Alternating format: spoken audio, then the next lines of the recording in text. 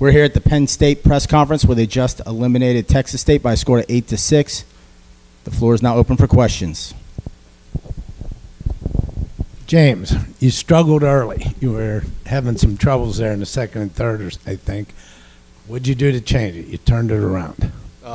They were hitting a lot of first pitches, and I was just laying some curveballs in there, and they would just jump on that early. So we changed up our game plan a little bit.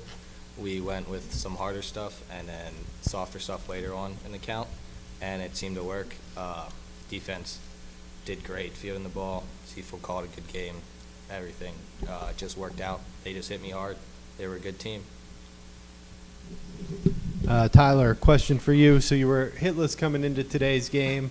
You came up in a big spot there in the fifth with the bases loaded and delivered the big double that cleared the base paths. Did you change anything in your approach coming into today's game, or how are you feeling at the plate going into that at bat? Yeah, it wasn't so much a change of an approach by game. It was more by inning.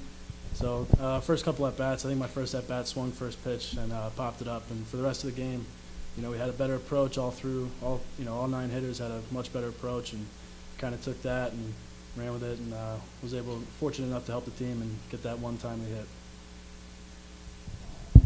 Chris, were you tempted to take James out then when he was struggling? Did that thought occur to you? Obviously, it occurred to me. All right, I gotta stop saying obviously too. Yeah, it occurred to me, and we had guys up in bullpen, but this has happened to James before. Sometimes, it happens, but we had guys ready if we needed to, and luckily James was able to fight through. That's what he does. So we're lucky to have him, and he did great. 8 innings is exactly what we needed today from him. Save the bullpen up for a very good ECU team tomorrow.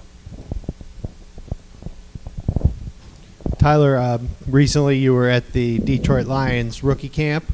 Can you talk a little bit about how that experience and your experience with Penn State football translates and helps you in an environment like the World Series? Yeah, so I was definitely fortunate enough and to have the opportunity to go to that Detroit rookie camp.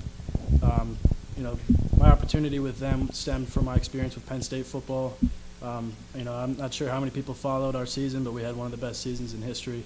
And that's because of the tightly knit group we had, and that's something that I can see in this team.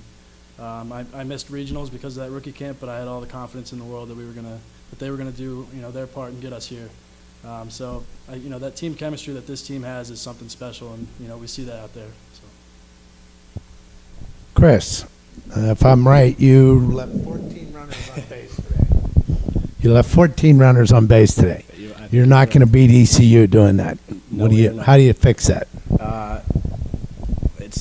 It's not going to happen again. We're going to fix it by just being a little bit more composed at the plate, I think, being a little less anxious. Obviously, ECU has some great arms out there, but we've seen them before. We're prepared for them. I'm very confident that we can get the job done tomorrow. So it's just having a better approach, not being so anxious at the plate, and we'll get the job done.